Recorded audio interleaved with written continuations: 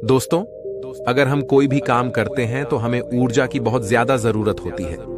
आप महसूस भी किए होंगे कि जब आप बीमार होते हैं तो आपकी ऊर्जा बहुत ही कम हो जाती है और आप चाह करके भी कोई काम नहीं कर पाते हैं। आप दिन रात बिस्तर पर ही लेटे रहते हैं और आपका बिस्तर पर से उठने का मन ही नहीं करता।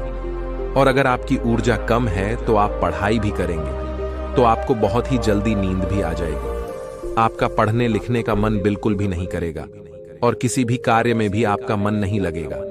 आपको बहुत ही जल्दी थकावट लग जाएगी। इसलिए शरीर में ऊर्जा का होना बहुत ज्यादा जरूरी होता है। जिस इंसान के शरीर में जितनी अच्छी ऊर्जा होती है वह उतना ही चुस्त दुरुस्त और फुर्तीला होता है। उसका शरीर उतना ही अच्छे तरीके से काम करता है। लेकिन जिस भी व्यक्ति के अंदर ऊर्जा की कमी रहती है उसका मन बहुत ही निराश और हताश रहता है। वह चिंताओं में डूबा रहता है। उसका कोई भी काम करने का मन ही नहीं करता और उसे तमाम तरह की बीमारियां जकड़ लेती हैं। इसलिए शरीर में ऊर्जा का होना अति आवश्यक है। मित्रों, आज के इस वीडियो में हम ऊर्जा बढ़ाने के तरीकों के बारे में आपको बताऊंगा, जिसे जान और समझ लेने के बाद आप खुद अपने अंदर की ऊर्जा को बढ़ा सकेंगे और खुद आप तरोताजा महसूस करेंगे। आपके शरीर के अंदर फुर्ती आ जाएगी। तो मित्रों, इस वीडियो को छोड़ करके कहीं जाइएगा नहीं। मित्रों, प्राचीन समय में नर्मदा नदी के किनारे बसे एक आश्रम में रोज की तरह गुरु अपने शिष्यों को तरह की विद्या सिखाया करते थे। कुंडलिनी योग से लेकर के ध्यान करने तक वह सारी विद्याओं अपने शिष्यों को सिखाया करते थे।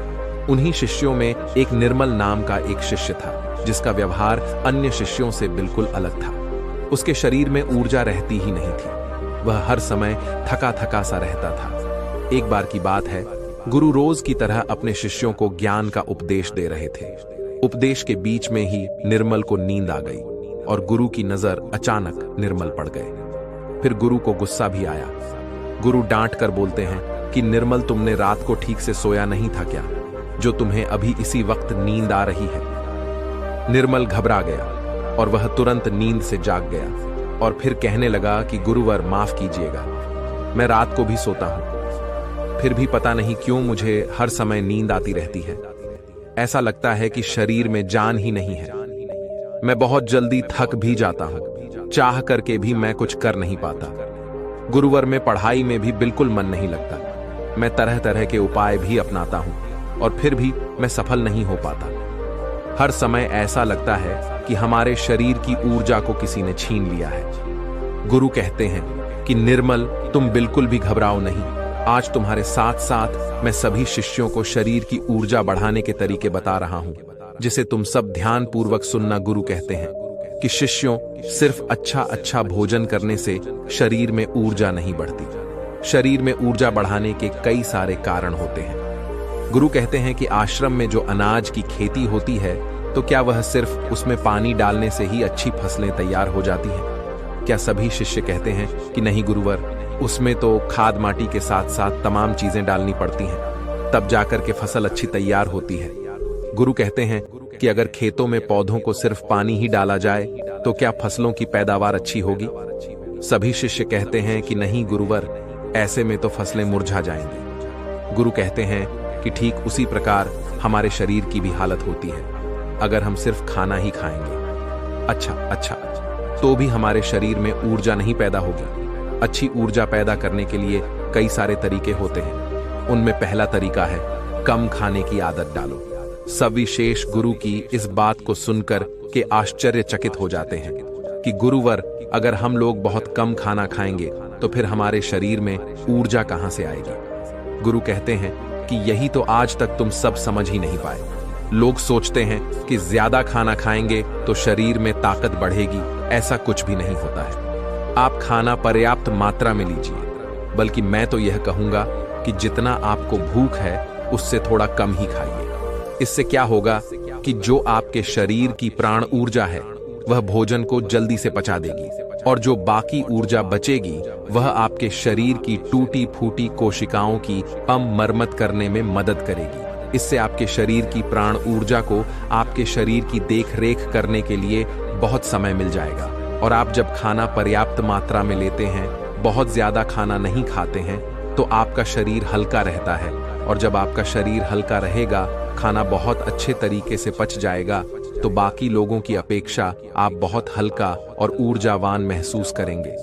गुरु कहते हैं कि जो लोग ज्यादा खाना खाते हैं, उनके शरीर की सारी ऊर्जा सिर्फ खाने को ही पचाने में लग जाती है और कई घंटों तक तो उनका खाना पचता ही रहता है और ठीक से उनका पाचन भी नहीं हो पाता। पेट उनका भारी भारी सा रहता है। लेकिन जो व्यक्ति कम खाते हैं, उनका पाचन बहुत ही जल्दी हो जाता है और फिर बचे हुई प्राण ऊर्जा शरीर की टूटी फूटी कोशिकाओं की मरम्मत करती रहती है। ऐसे लोग बहुत ही ऊर्जावान महसूस करते हैं। तुमने अजगर को तो देखा ही होगा। अजगर खाना खाने के बाद कई घंटों तक, या यूं कहे कि कई दिनों तक यूं ही स्वस्थ पड़ा रहता है। उसके शरीर की फुर्ती ही चली जाती है। ऐसे ही हम सबके साथ होता है। अगर हम ज्यादा खाना खाएंगे तो हमारे शरीर की सारी प्राण ऊर्जा पूरे दिन रात सिर्फ उस खाने को पचाने में लगी रहेगी। लेकिन अगर हम खाना पर्याप्त मात्रा में खाते हैं या जितना हमारी भूख है उससे कम खाते हैं, तो हमारे शरीर की बची हुई प्राण ऊर्जा हमारे शरीर की टूटी फूटी कोशिकाओं की मरम्मत करने में लग जाती है। गुरु कहते हैं कि पहले तो तुम सब यह करो कि जितना तुम्हें भूख है उससे थोड़ा कम खाओ और आज से ही इस रहस्यमय तरीके को अपनाना शुरू कर दो। इसका असर तुम्हें 1 हफ्ते में दिखने लगेगा। गुरु कहते हैं कि दूसरी बात जो तुम सबको याद रखनी है हमेशा ऊर्जावान बने रहने के लिए, वह यह है कि पौष्टिक भोजन खाओ। गुरु कहते हैं कि अधिकतर लोग तो सिर्फ पेट भरने के लिए खाना खाते हैं। उन्हें लगता है कि उनका पेट बस भर जाए तो सब ठीक हो जाएगा, तो ऐसा बिल्कुल भी नहीं होता है। आपके शरीर को विभिन्न प्रकार के विटामिन्स की जरूरत होती है। अगर आपके शरीर को पर्याप्त मात्रा में विटामिन्स नहीं मिलेगा तो धीरे धीरे आपका शरीर कमजोर पड़ने लगेगा। मान लीजिए कि आपके शरीर में विटामिन ए की कमी रहती है, तो आपको रतौंधी रोग हो सकता है।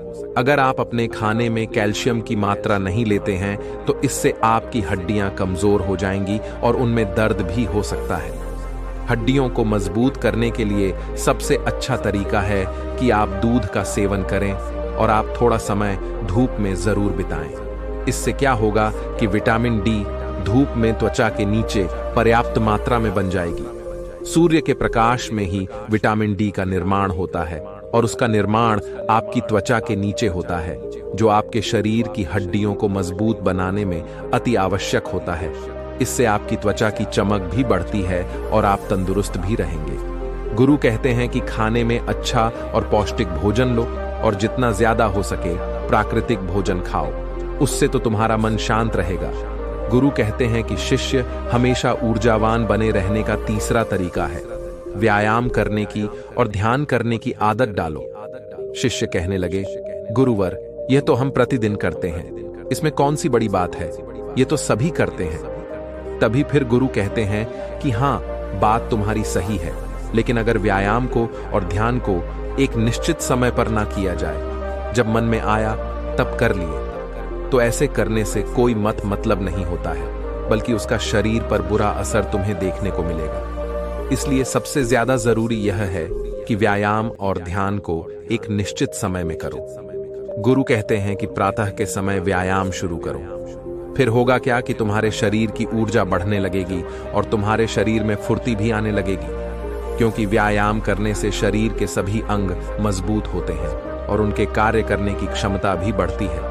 तो इससे तुम दिन में काफी समय तक ऋजा से भरे रहोगे, ऊर्जावान महसूस करोगे। जब धीरे धीरे ऊर्जा घटने लगेगी तो फिर अगला दिन आ जाएगा, तो तुम अगले दिन ठीक उसी समय पर व्यायाम करना, तुम्हारा शरीर ऊर्जा से भरा रहेगा। लेकिन सबसे ज्यादा जरूरी यह है कि व्यायाम और ध्यान को एक निश्चित समय पर करना, तभी इसका प्रभाव तुम्हें देखने को मिलेगा। और प्रतिदिन तुम सुबह और रात को जब सोने जाओ तो ध्यान में लीन हो जाओ। ध्यान की ताकत बहुत ही ज्यादा बड़ी होती है। ध्यान से तुम खुद के मन और मस्तिष्क को काबू में कर सकते हो। ध्यान से तुम्हारे शरीर की प्रक्रिया अच्छे तरीके से चलेगी। ध्यान में बहुत ताकत होती है। तुम सुबह और ध्यान की गहराइयों में जरूर जाना। गुरु कहते हैं कि शिष्यों, चौथा उपाय है अपने शरीर की ऊर्जा बढ़ाने का। वह यह है कि तुम्हें चिंता को अपने वश में करना होगा। गुरु कहते हैं कि शिष्यों, अभी तुम सब बच्चे हो, अभी तुम सबको उतनी फिक्र नहीं है, लेकिन जब तुम धीरे धीरे बड़े होने लगोगे तो तुम्हारे पर भी जिम्मेदारियों का बोझ आएगा, तो तुम्हारे ऊपर तमाम कामों का बोझ रहेगा।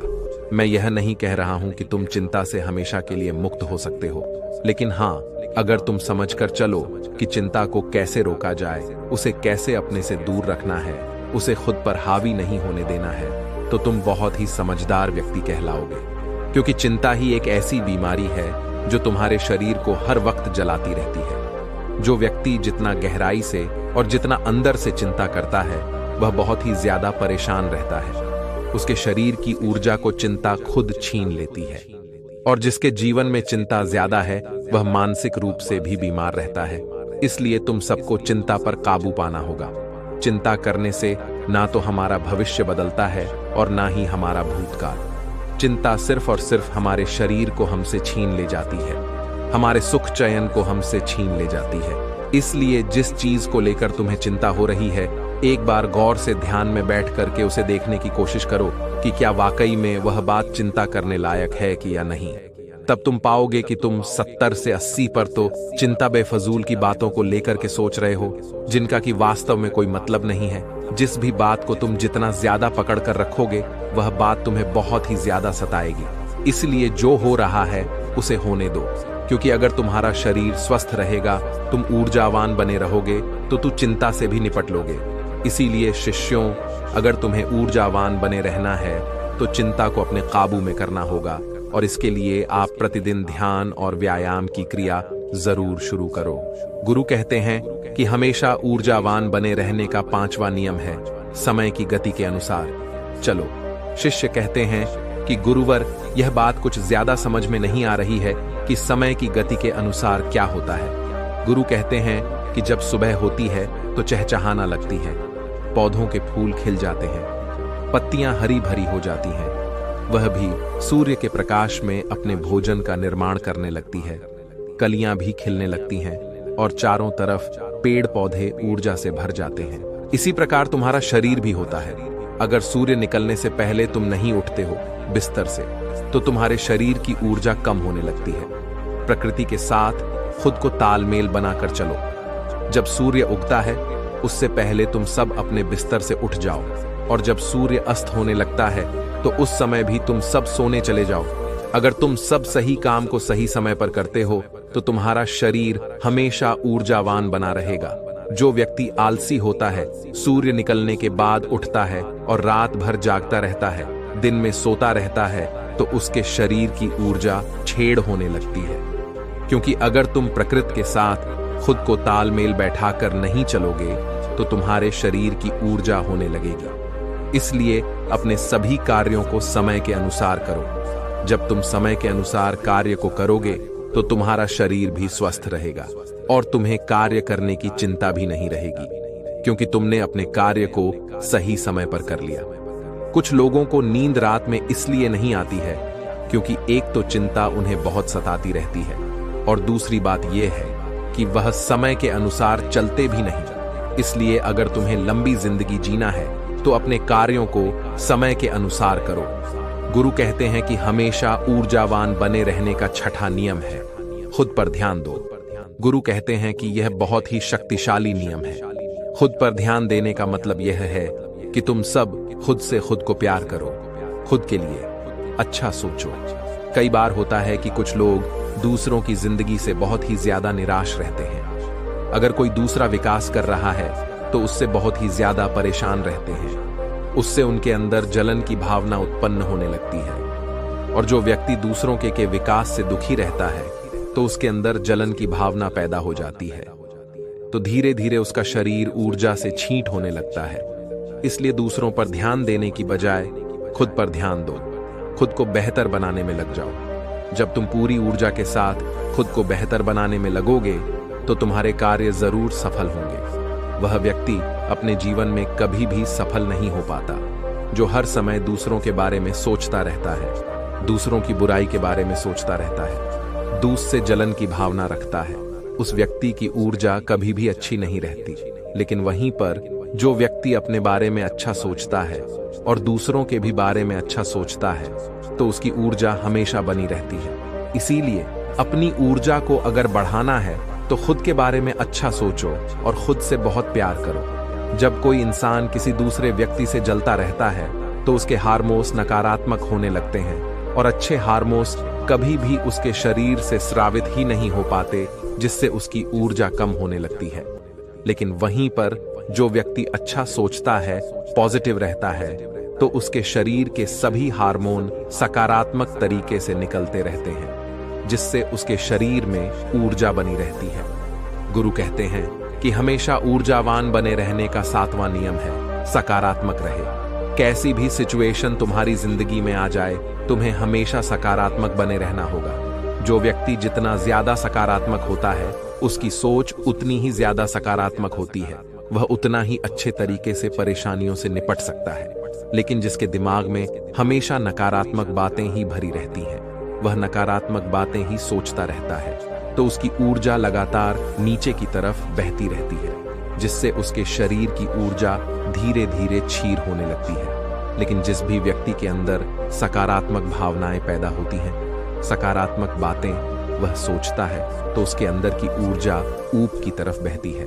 और जब ऊर्जा ऊपर की तरफ बहती है तो वह किसी भी कार्य पर, किसी भी तत्व पर बहुत ही अच्छे तरीके से सोच पाता है। और जब वह किसी कार्य को करता है तो उसमें वह सफल जरूर होता है। इसीलिए शिष्यों, हमेशा सकारात्मक बने रहना बहुत ज्यादा जरूरी होता है।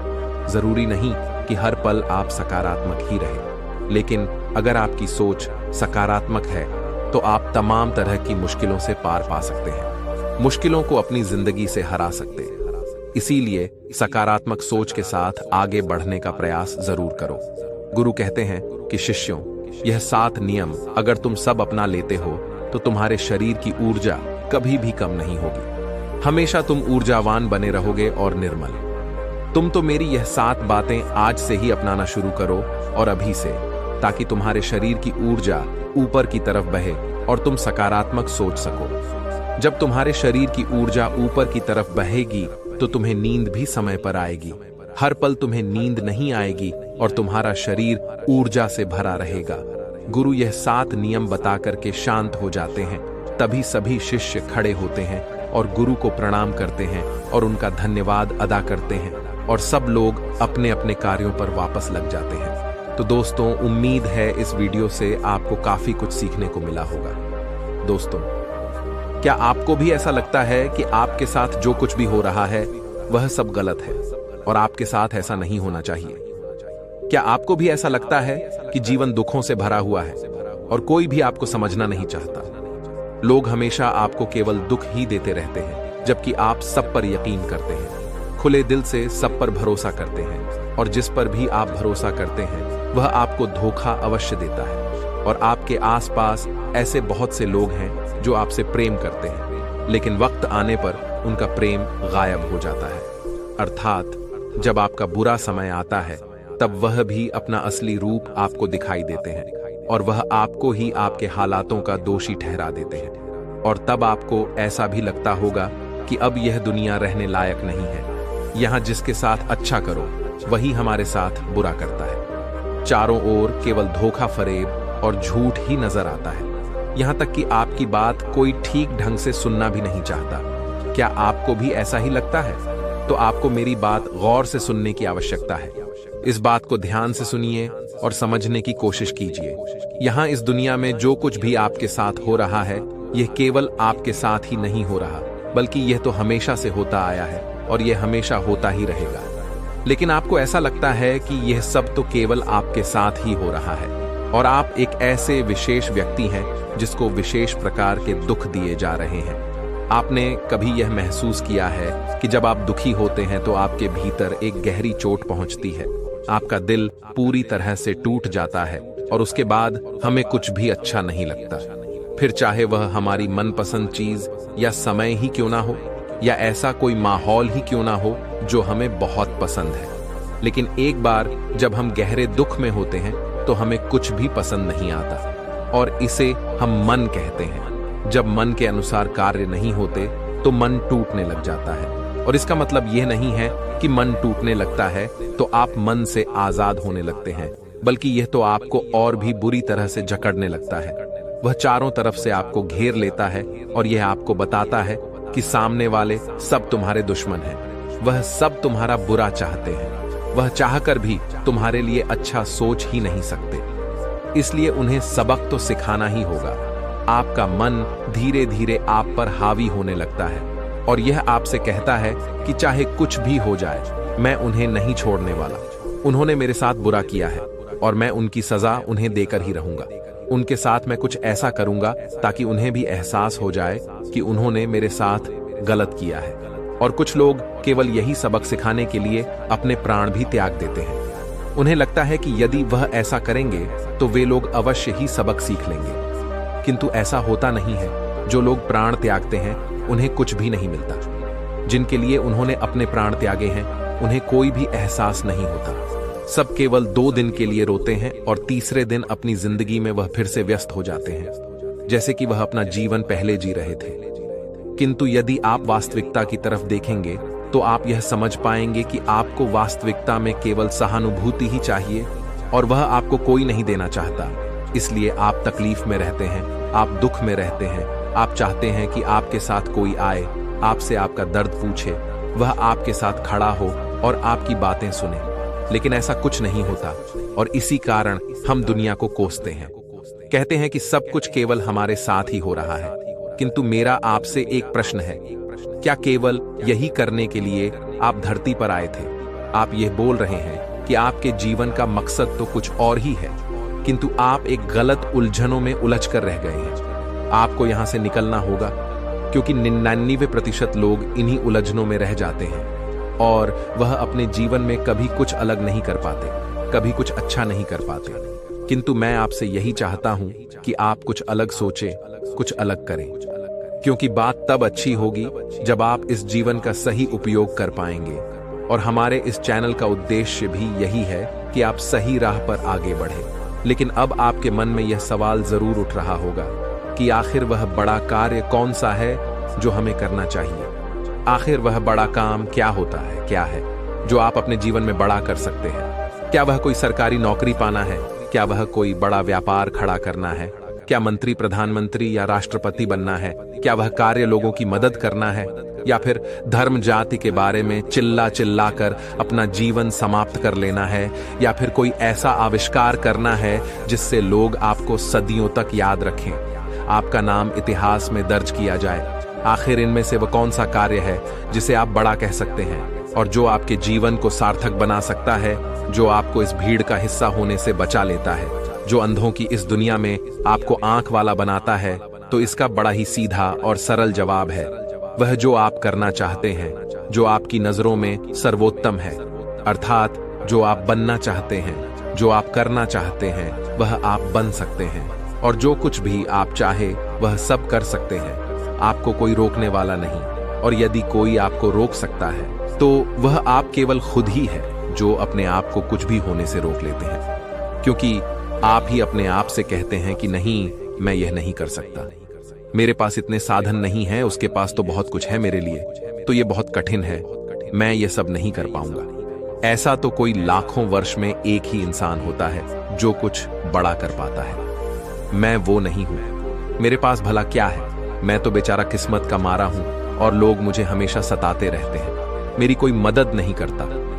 अब मेरा कुछ नहीं हो सकता। किंतु आप यह भूल रहे हैं कि जो कुछ भी आप अपने आप से कह रहे हैं, यह सारी बातें नकारात्मक हैं, और जब ये आपके मन पर हावी हो जाती हैं, तब आपका मन भी केवल नकारात्मक दिशा की ओर ही आगे बढ़ता है, और फिर आप चाहकर भी सकारात्मकता की उस रोशनी में जा नहीं पाते। और यह नकारात्मक विचार आपके शरीर से आपकी ऊर्जा और शक्ति को पूरी तरह से नष्ट कर देते हैं। और जो कुछ भी हम बनना चाहते थे, हम जो कुछ भी करना चाहते हैं, वह करने से हम खुद को ही रोक लेते हैं। किंतु आपने देखा होगा कि कुछ लोग ऐसे भी हैं जो अपने जीवन में वही करते हैं जो वह करना चाहते हैं, और उसका केवल एक ही कारण है, क्योंकि वह अपने आप से सकारात्मक बातें करते हैं। वह सकारात्मक ऊर्जा और शक्ति का उपयोग करते हैं। वह अपने भीतर कभी भी नकारात्मक ऊर्जा को प्रवेश नहीं करने देते, और यदि कोई नकारात्मक ऊर्जा या विचार उनके मन में प्रवेश कर भी जाता है तो वह उस पर ना यकीन करके सकारात्मकता की ओर आगे बढ़ते हैं और उसे भी सकारात्मक बना लेते हैं। इसलिए वो जो चाहते हैं वह अपने जीवन में वो हासिल भी कर पाते हैं। लेकिन फिर भी आपके मन में अब तक यह सवाल तो गूंज ही रहा होगा कि आखिर आप क्या करना चाहते हैं, वो कौन सा बड़ा काम है जो आप करना चाहते हैं। तो चलिए इसे एक छोटी सी कहानी के माध्यम से समझते हैं। बहुत समय पहले की बात है, एक चक्रवर्ती सम्राट महात्मा बुद्ध के पास आया और वह महात्मा बुद्ध के समीप आकर दोनों हाथ जोड़कर महात्मा बुद्ध से कहता है, हे बुद्ध, मैं एक चक्रवर्ती सम्राट हूं। मैंने इस दुनिया को जीत लिया है। मेरे जैसा राजा ना कभी हुआ था और ना कभी होगा। मैंने जितने बड़े कार्य किए हैं, इतने बड़े कार्य दुनिया में आज तक किसी ने नहीं किए हैं। लेकिन फिर भी मैं आज आपके सामने दोनों हाथ जोड़कर खड़ा हूं, क्योंकि मैं भीतर से बहुत दुखी हूं। मेरा दुख इतना गहरा है कि मैं इसे संभाल भी नहीं पा रहा। मैं अपने बचपन से जो कुछ पाना चाहता था वह सब पा चुका हूं। मैं जो बनना चाहता था वो मैं बन चुका हूं। लेकिन यह सब कुछ पाने के लिए मैंने बहुत सारे गलत कर्म भी किए। मैंने खुद ही अपने पिता की हत्या करवा दी, जिस कारण मेरी मां भी मुझसे नफरत करने लगी। वह मुझे छोड़कर चली गई। जिससे मैं प्रेम करता था उसने भी मुझे छोड़ दिया। इसी प्रकार सभी एक एक करके मुझसे दूर होते चले गए और आखिरकार अब मैं पूरी तरह से अकेला हो चुका हूं। और अब यदि कोई मेरे पास है तो वह सब मेरे शत्रु हैं। वह सभी मेरी मृत्यु की आस लगाए बैठे हैं। मैं यह जानता हूं कि जो कुछ भी मैंने किया है वह सब गलत है और यह सब करने वाला भी मैं खुद ही हूं। और हे बुद्ध, आज मैं आपके पास इसीलिए आया हूं। दुनिया में कोई ऐसा जीवन जिया जा सकता है जिसमें कोई गलतियां ना हो, और जब हम अपनी आखिरी सांस गिन रहे हो, मृत्यु के द्वार पर खड़े हो, तब हमें इस बात का एहसास होना चाहिए कि हमने कोई गलतियां नहीं की। क्या ऐसा कभी हो सकता है? उस चक्रवर्ती सम्राट की सारी बातें महात्मा बुद्ध ने ध्यानपूर्वक सुनी और फिर वह उस चक्रवर्ती सम्राट से कहते हैं, हे राजन, जीवन जिसमें गलतियां ना हो केवल मुर्दों का ही हो सकता है, क्योंकि मुर्दे ना तो कोई कर्म करते हैं और ना ही उनसे कोई गलतियां हो सकती हैं। किंतु जिसमें जीवन है, जो प्रणवानंदा जी महात्मा बुद्ध के इतना कहने पर वह सम्राट महात्मा बुद्ध से कहता है, हे बुद्ध, तो इसका क्या अर्थ हुआ कि मैंने जो भी अपने जीवन में पाप किए हैं वह पाप नहीं है। आप यह कहना चाहते हैं कि मनुष्य चाहकर भी अपने आप को गलतियां करने से रोक नहीं सकता। क्या इसका अर्थ यही है? इस पर महात्मा बुद्ध एक बार फिर उस चक्रवर्ती सम्राट से कहते हैं, राजन, हमारे जीवन में गलतियां होना स्वाभाविक है। हम अपनी गलतियों से ही सीखते हैं। जो गलतियां नहीं करते वह कभी सीख नहीं पाते। लेकिन जानबूझकर की गई गलती गलती नहीं बल्कि अपराध होती है। गलती तो वह है जो हम नासमझी में करते हैं, अनजाने में करते हैं, और वह गलतियां ही होती हैं जो हमें सिखाती हैं और जीवन का सार बताती हैं। लेकिन एक ही गलती को बार बार दोहराना, उसकी पुनरावृत्ति करना, इस बात को दर्शाती है कि मनुष्य अपनी गलतियों से सीख नहीं रहा। उसमें किसी प्रकार की कोई समझ उत्पन्न नहीं हो रही, क्योंकि जो गलती करता है, जो समझता है, वह उस गलती को दोबारा नहीं करता, बल्कि वह उनसे सीखकर आगे बढ़ता है और अपने जीवन में कुछ नई गलतियां करता है।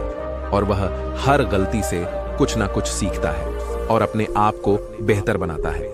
किंतु इस दुनिया में अधिकांश मनुष्य गलतियां तो करते ही हैं और फिर उन गलतियों को बार बार दोहराते रहते हैं। वह यह जानते हैं कि ऐसा करके उन्हें कोई भी लाभ नहीं होने वाला, किंतु फिर भी वह अपने आप को रोक नहीं पाते, क्योंकि वह अपने मन के वशीभूत है और उस कार्य को बार बार करते ही रहते हैं। और वास्तविकता में यही पाप है, यही अधर्म है। इस पर वह चक्रवर्ती सम्राट महात्मा बुद्ध से कहता है, हे बुद्ध, आप सही कहते हैं। मैं इस दुनिया में जो भी सबसे बड़ा कार्य कर सकता था वह मैंने कर लिया है। मैं इस दुनिया का सबसे बड़ा सम्राट हूं और इस धरती पर अब मुझसे बड़ा कोई सम्राट नहीं। मेरा नाम इतिहास में दर्ज हो चुका है। क्या इससे भी बड़ा कोई कार्य किया जा सकता है जिसे पूरा करके मैं अपने जीवन को धन्य बना सकूं? इस पर महात्मा बुद्ध मुस्कुराए और उस चक्रवर्ती सम्राट से कहते हैं, राजन, तुमने बड़ा से बड़ा कार्य कर लिया है, किंतु क्या मेरा एक छोटा सा कार्य कर सकते हो? इस पर वह सम्राट महात्मा बुद्ध से कहता है, बताइए बुद्ध, कौन सा कार्य है? मैं वह कार्य अवश्य ही कर दूंगा। इस पर महात्मा बुद्ध उस सम्राट से कहते हैं, राजन, तुम्हारे लिए तो यह बहुत तुच्छ सा काम है। तुम्हें कोई बड़ा कार्य नहीं करना। बस तुम्हें मेरे लिए इस भिक्षा पात्र में भिक्षा मांग कर लानी है। बस इतना छोटा सा कार्य है, क्या तुम मेरे लिए यह कर पाओगे? इस पर वह सम्राट महात्मा बुद्ध से कहता है, यह कैसे हो सकता है? मैं इस राज्य का सम्राट हूँ, भला मैं कैसे भिक्षा मांग सकता हूँ? यदि आपको भिक्षा चाहिए तो मैं आपको भिक्षा दे देता हूँ। आप जो कहेंगे मैं वह आपको लाकर दे सकता हूँ। चाहे तो आप मेरा पूरा साम्राज्य ले लीजिए, मैं अभी अपने राज्य का त्याग कर सकता हूँ और आपको दे सकता हूँ। इस पर महात्मा बुद्ध मुस्कुराने लगे और उस चक्रवर्ती सम्राट से कहते हैं, राजन, जब तुम एक तुच्छ सा कार्य नहीं कर पाए तो तुम बड़े कार्य क्या कर पाओगे? तुमने तो केवल वही किया है जो तुम कर सकते थे। तुम एक राजा के पुत्र थे और तुमने एक सम्राट बनकर भला कौन सा बड़ा कार्य कर लिया? महात्मा बुद्ध की यह बातें सम्राट के दिल को चोट पहुंचा रही थीं। इससे क्रोधित होकर वह सम्राट महात्मा बुद्ध से कहता है, ठीक है बुद्ध, आप जो चाहते हैं वह करने के लिए मैं तैयार हूं। मैं अभी जाकर भिक्षा मांग कर लाता हूं। इस पर महात्मा बुद्ध उस सम्राट से कहते हैं, किंतु हे राजन, मेरी एक शर्त है। तुम भिक्षा मांगने एक राजा के भेष में नहीं बल्कि एक साधारण मनुष्य के भेष में जाओ। वह राजा महात्मा बुद्ध की बात मान लेता है और वह साधारण मनुष्य के रूप में गांव में भिक्षा मांगने के लिए पहुंच जाता है। वह गांव का हर एक दरवाजा खटखटा आता है, हर एक घर से भिक्षा मांगने की कोशिश करता है, लेकिन सुबह से लेकर शाम तक कोई भी उसे भिक्षा नहीं देता, बल्कि हर कोई उससे यही कहता था, अरे तू तो बड़ा अहंकारी है, तू भिक्षा तो ऐसे मांग रहा है जैसे तू कोई भिखारी नहीं बल्कि कोई राजा हो और हम तेरे गुलाम हो। घूमते घूमते सुबह से शाम हो गई, लेकिन राजा को भिक्षा नहीं मिली। आखिरकार थक हार कर महात्मा बुद्ध के पास वापस लौटा और उसने महात्मा बुद्ध को सारी बात बता दी। इस पर महात्मा बुद्ध राजा से कहते हैं, राजन, अब तुम मेरे साथ चलो। इतना कहकर महात्मा बुद्ध हाथों में भिक्षा पात्र लिए उस राजा को अपने साथ लेकर फिर से गांव की ओर बढ़ते हैं। वह गांव के पहले ही द्वार पर भिक्षा मांगते हैं। उस घर से एक व्यक्ति बाहर आता है जो महात्मा बुद्ध को प्रणाम करता है और उनके भिक्षा पात्र में भिक्षा डालता है। और इतना ही नहीं, महात्मा बुद्ध के पीछे वह राजा भी खड़ा था जिसे उस व्यक्ति ने भिक्षा भी दी। इस पर महात्मा बुद्ध उस राजा से कहते हैं, देखा राजन, तुम जिस प्रकार के व्यक्ति के पीछे खड़े रहोगे, अर्थात जिस प्रकार के व्यक्ति का संगत करोगे, तब उस व्यक्ति का जो पुण्य या पाप मिलता है उसका कुछ हिस्सा तुम्हें भी अवश्य मिलेगा। जिस प्रकार अभी तुम्हें मेरे कारण भिक्षा प्राप्त हुई है, इसी प्रकार अगर तुम्हें अपने जीवन में धर्म चाहिए, सुख और शांति चाहिए, भिक्षा चाहिए, तो तुम्हें विनम्र होना होगा। तुम्हें अपना अहंकार त्यागना होगा और अपने आप को बाहर की ओर अभिव्यक्त करना होगा। अर्थात जो तुम हो तुम्हें वही होना होगा, तुम जो बन गए हो उसे छोड़ दो। राजा ने महात्मा बुद्ध की सारी बातें ध्यानपूर्वक सुनी और उसके बाद वह उसी गांव के एक और दरवाजे पर गया। उसने दरवाजा खटखटाया और घर से एक बूढ़ी औरत बाहर आई। हालांकि राजा ने पहले भी उस द्वार पर भिक्षा मांगी थी, लेकिन तब उसे भिक्षा नहीं मिली। लेकिन जैसे ही वह बूढ़ी औरत उस घर से बाहर आई, इस पर वह राजा उस बूढ़ी औरत से कहता है, हे माई, मुझे अपने गुरु के लिए कुछ भिक्षा चाहिए, क्या आप मुझे कुछ भिक्षा दे सकती हैं? इतना कहकर वह राजा घुटनों के बल बैठ गया। उस बूढ़ी औरत ने बिना कुछ कहे भीतर जाकर कुछ भोजन लाया और राजा के भिक्षा पात्र में रख दिया। उस भिक्षा को देखकर मन ही मन बहुत प्रसन्न हुआ। वह तुरंत खड़ा हुआ। उसने उस बूढ़ी औरत का माथा चूमा और उनका धन्यवाद किया और वह थोड़ी सी भिक्षा लेकर महात्मा बुद्ध के समीप पहुंचा। उसे देखकर ऐसा प्रतीत हो रहा था मानो वह अपने जीवन की सबसे कीमती वस्तु महात्मा बुद्ध को सौंपने जा रहा हो। महात्मा बुद्ध के समीप पहुंच वह महात्मा बुद्ध से कहता है, हे गुरुवर, मेरी तरफ से यह थोड़ी सी भिक्षा स्वीकार करें। महात्मा बुद्ध ने खुशी खुशी वह भिक्षा स्वीकार की और उस सम्राट से कहते हैं, राजन, इस दुनिया में हम बहुत कुछ होते हैं, अमीर गरीब, किसान, व्यापारी, सन्यासी, सम्राट, सुंदर बदसूरत, लेकिन हम में से कोई भी मनुष्य नहीं होता क्योंकि हम खुद को भूल बैठे हैं। एक सम्राट होना कोई बड़ा कार्य नहीं है, बड़ा कार्य है मानव होना, मानवता को निभाना, अपने आप को जानना और जागरूकता में जीना। एक मनुष्य का जीवन ऐसा ही है, किंतु हम अपने जीवन को भूल बैठे हैं और इसे बेवजह ही बर्बाद कर रहे हैं, जबकि हमें ऐसा करना नहीं चाहिए। किसी को दोष देने में, किसी से नाराज होने में, किसी को नीचा दिखाने में या ऐसी बातें करने में जिनका जीवन से कोई मतलब ही ना हो, तो ऐसे में हम अपनी ऊर्जा का एक बहुत बड़ा हिस्सा बेवजह ही खराब कर रहे होते हैं। दुखी होने की, यदि किसी के पास सही वजह है तो उसे दुखी होना चाहिए। यदि किसी के पास चिंता करने की एक सही वजह है तो उसे चिंता भी करनी चाहिए। लेकिन लोगों को यह समझाने में अपना जीवन बर्बाद मत करो कि तुम क्यों हो, क्योंकि लोग तुम्हें कभी नहीं समझेंगे। वह तुमसे यह जरूर कहेंगे कि मैं तुम्हें समझता हूं, किंतु दूसरे दिन वही तुमसे कहेंगे कि तुम मुझे नहीं समझते। ये समझने और समझाने का खेल यूं ही चलता रहेगा और इसमें अपना समय बर्बाद करना फिजूल है, क्योंकि इस प्रकार तो आपका पूरा जीवन ही व्यर्थ हो जाएगा। ये इनकार और टकराव का जो खेल है, ये तो जीवन भर यूं ही चलता रहेगा, किंतु जो भी इसके पार जाएगा वही अपने जीवन को समझ पाएगा, वही अपने जीवन का सही उपयोग कर पाएगा और वही अपने जीवन में कुछ बड़ा कर पाएगा। आगे महात्मा बुद्ध उस सम्राट से कहते हैं, हे राजन, यदि तुम्हें जीवन में कुछ बड़ा करना ही है तो अपने आप को समझो, अपने आप को बेहतर बनाओ। महात्मा बुद्ध कहते हैं, दरिद्रता गरीबी मुझे पसंद नहीं। मनुष्य को कर्मठ होना चाहिए, हमेशा कोशिश करते रहना चाहिए और जीवन को बेहतर बनाना चाहिए। इतना कहकर महात्मा बुद्ध शांत हो गए और वह सम्राट भी अब अपनी गलतियों को जान चुका था। उसे भी इस बात का एहसास हो चुका था कि उसने जीवन में अब तक कोई भी बड़ा कार्य नहीं किया जिसके लिए वह आज तक अहंकार कर रहा था। उसने महात्मा बुद्ध को प्रणाम किया और वह महात्मा बुद्ध की राहों पर आगे की ओर बढ़ चला। दोस्तों, यदि आप भी अपने जीवन में कुछ बड़ा करना चाहते हैं तो महात्मा बुद्ध के इन उपदेशों का पालन जरूर कीजिएगा।